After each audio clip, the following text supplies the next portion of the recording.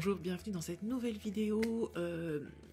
J'avais envie de faire cette vidéo depuis un petit moment parce que je me suis rendu compte qu'il y avait un livre que j'ai lu genre il y a plus d'un an et dont je ne vous ai jamais parlé simplement parce que ce livre a été problématique pour moi, m'a posé souci.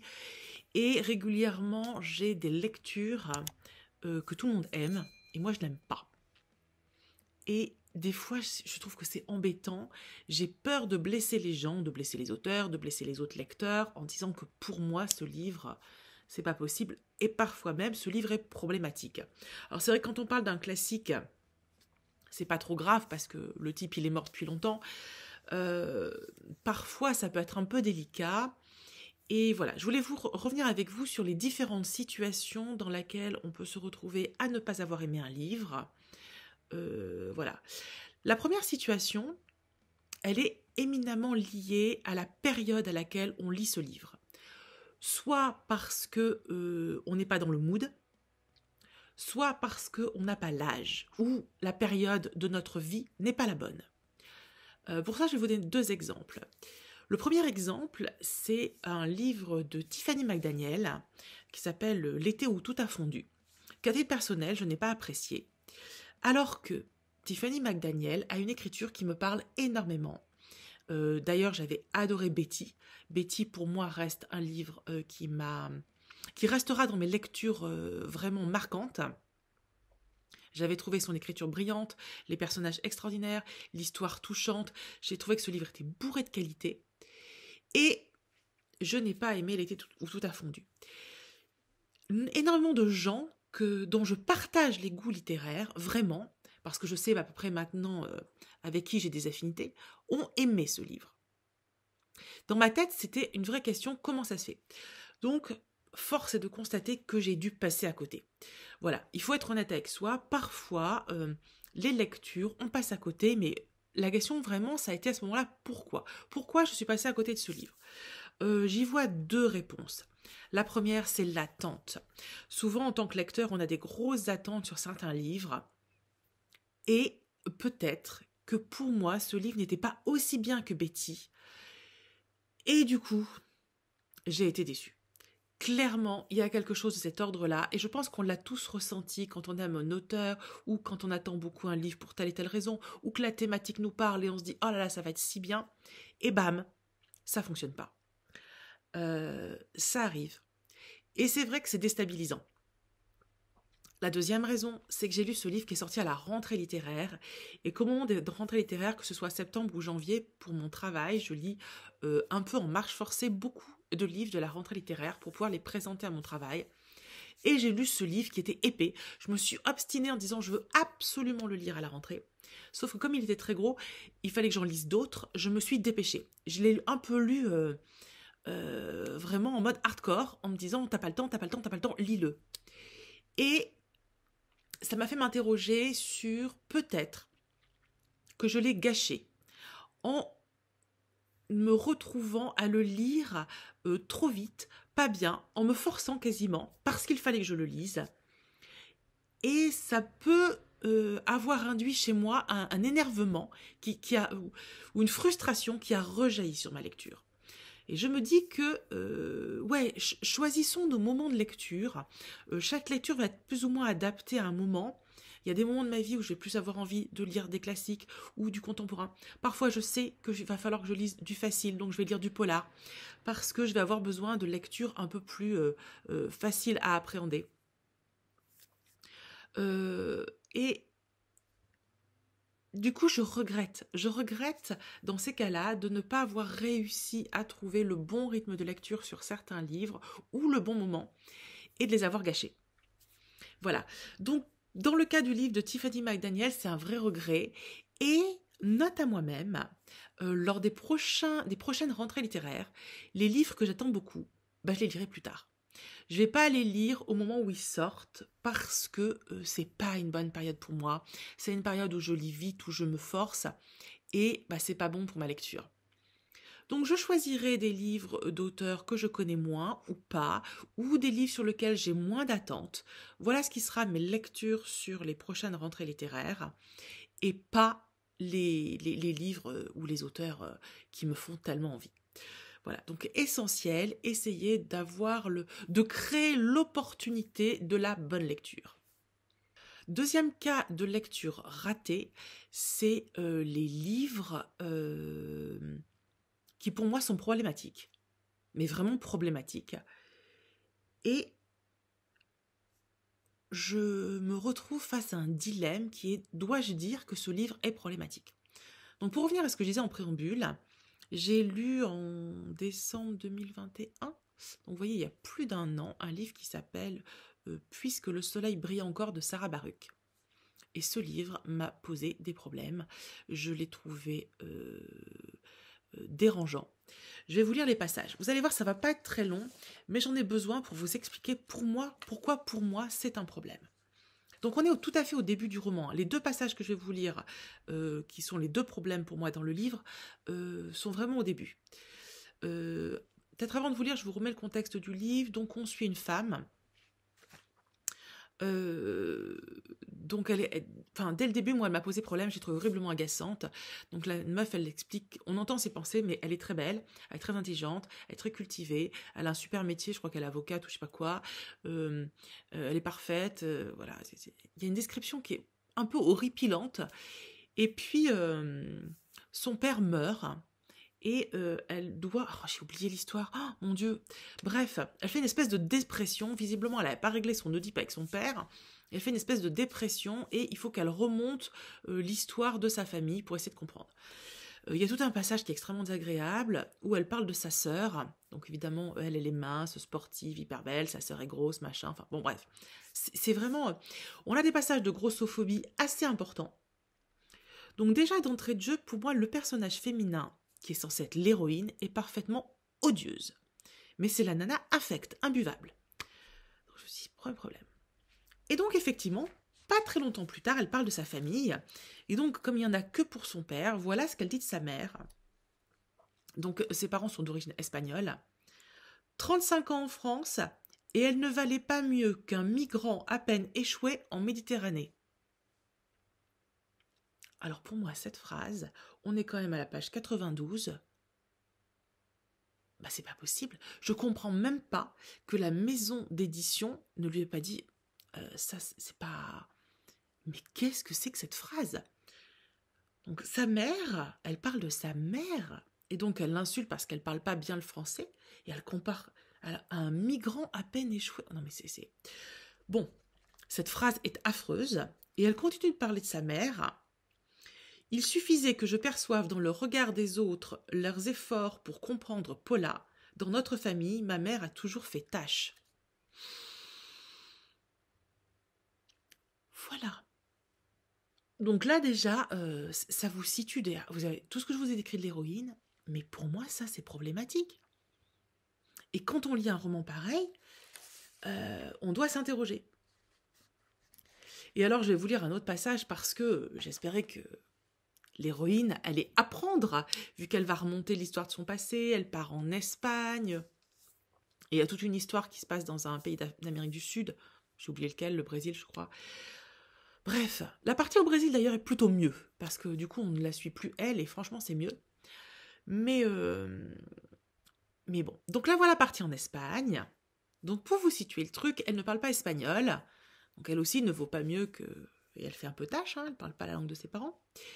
Et donc elle a besoin d'un interprète. Donc on lui conseille quelqu'un, elle prend contact avec un homme qui l'attend à l'aéroport et qui l'emmène à son hôtel. Je ne sais pas combien il y a entre l'aéroport et l'hôtel, une demi-heure de voiture, je sais pas, on va dire un truc comme ça, peut-être moins, peut-être plus. Bref, c'est pas énorme. Donc, ce mec arrive, la récupère, l'emmène à l'hôtel. Ils arrivent à la porte de l'hôtel. Je vous lis le passage.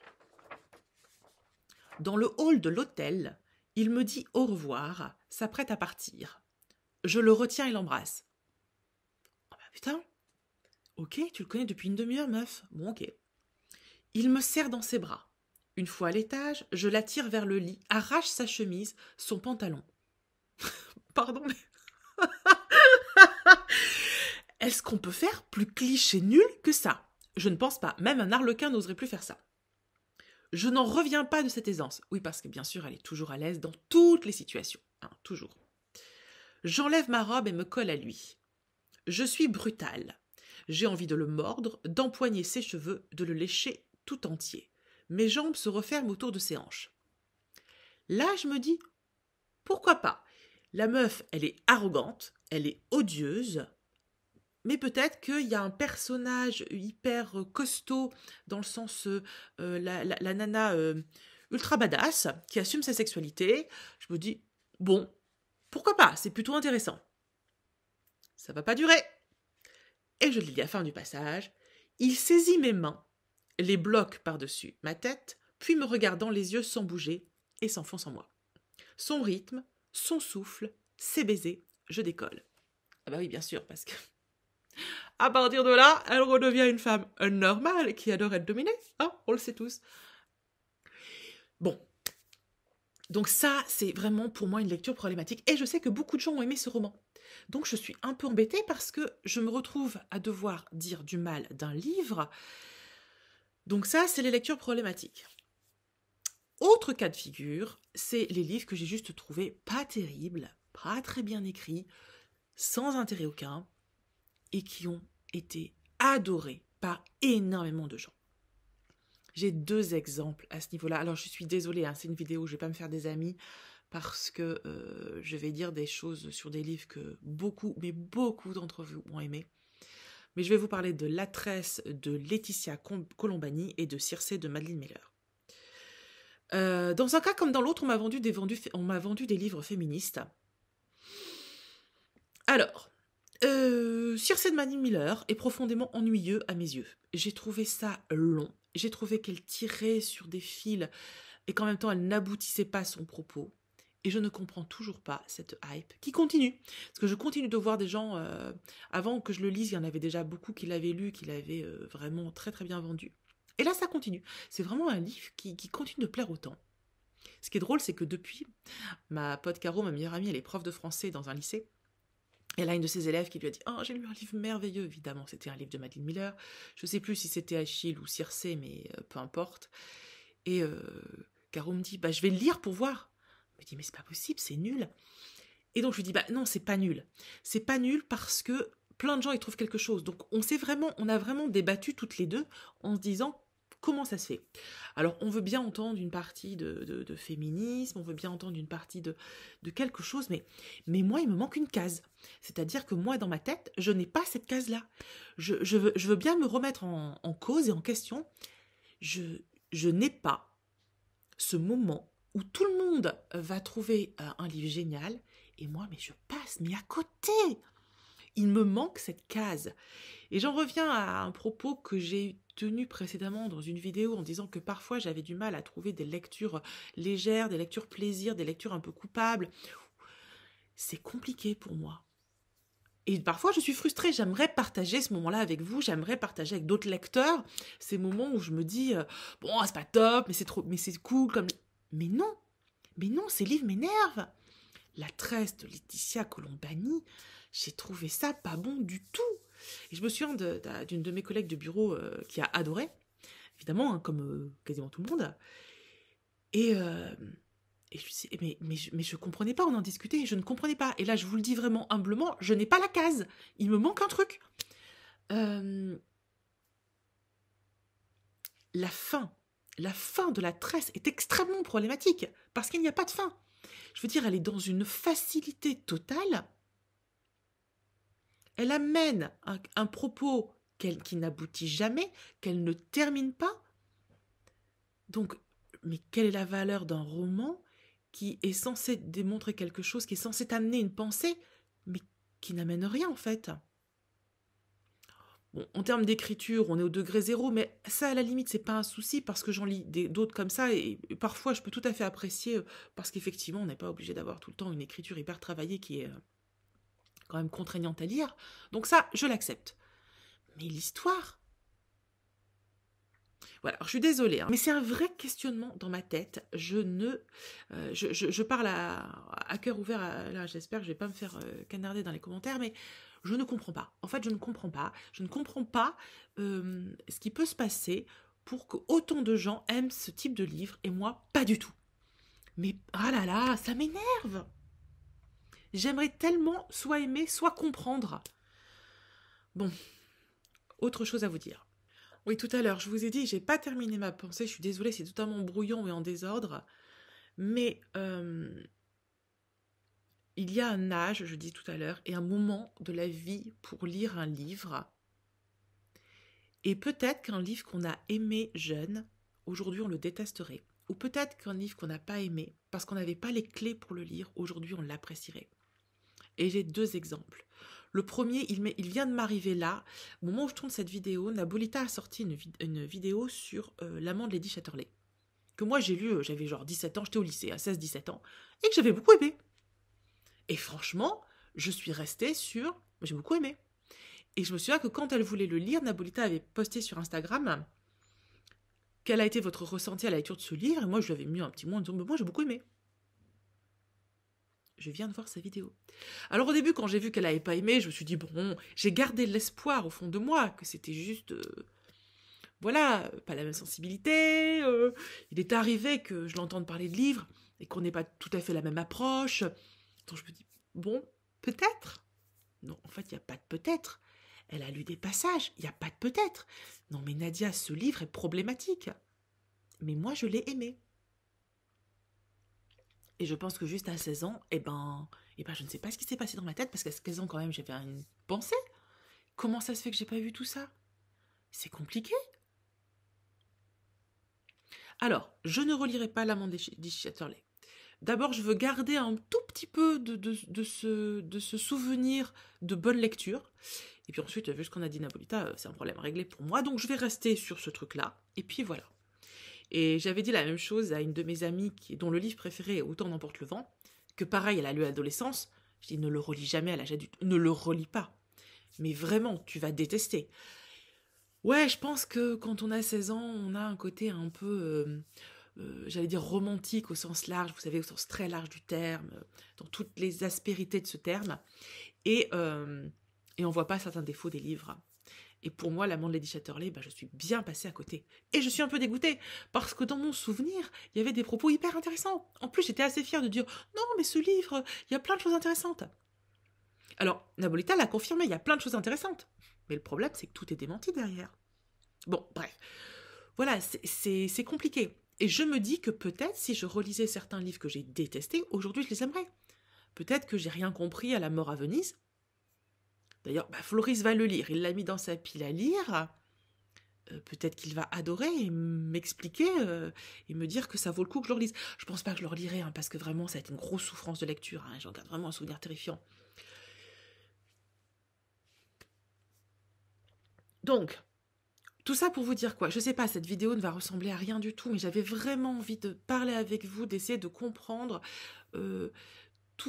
tous les aspérités de la lecture qui sont intimement liées au moment où l'on le lit, c'est-à-dire le mood, à l'âge auquel on le lit, parce qu'on n'a pas les mêmes références, les mêmes référentiels, à ce qu'on est intrinsèquement aussi, à ce qu'on ressent, à ce qu'on vit, et à notre façon d'appréhender la lecture. Tout ça en fait que, et je le sais, et vous le savez, mais quand même ça mérite d'être redit, toute lecture est subjective. Même si vous savez qu'un livre est problématique, vous avez le droit de l'aimer. Et à contrario, je veux dire, il n'y a pas de règle. Par contre, j'ai envie de dire qu'il y a une règle, c'est éviter d'insulter l'autre. Voilà.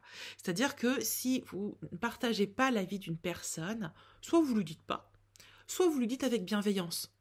Et d'ailleurs, c'est souvent très intéressant parce que ça peut amener un vrai débat. Moi, il y a plein de gens avec qui je n'ai pas de goût commun, ou pas un avis discordant, non, c'est pas ça, différent sur ce livre, sur un livre, et c'est toujours très agréable d'en parler. Parce que ça peut ouvrir des perspectives. On ne va pas forcément changer de position, mais ça peut amener une réflexion. Les lectures communes sont d'ailleurs assez agréables à ce niveau-là, parce que parfois, on va avoir un avis différent. Bon, moi, ça ne m'est pas souvent arrivé, parce que j'avais lu Circé avec Mathilde, et on n'avait pas aimé toutes les deux. Et j'ai lu Autant n'emporte le vent avec Elsa, et on avait... C'était pas notre meilleure lecture de la vie, quoi. Donc voilà, je voulais vraiment partager avec vous le « j'ai pas aimé », mais c'est pas grave. C'est pas grave, ne m'en veuillez pas, comme voilà, et si je dis du mal d'un livre, que vous avez aimé. Ça ne remet pas en question ce que vous êtes. C'est juste qu'à un moment donné, on n'a pas perçu le livre pareil. C'est tout. Voilà, une petite vidéo courte, mais j'avais envie de partager ce sentiment avec vous. J'espère que c'est pas trop brouillon et que c'est compréhensible et tout ça. Surtout, soyez bienveillants dans les commentaires si vous avez envie qu'on échange. Ce sera avec grand plaisir, mais vraiment, échangeons calmement. Surtout si vous avez aimé Circé ou la Tresse, hein, ne m'en veuillez pas. Et puis, likez quand même cette vidéo au cas où. Hein, voilà. Abonnez-vous. Je ne fais pas que des vidéos où je râle. Je vous embrasse et on se retrouve très vite dans une nouvelle vidéo. Ciao.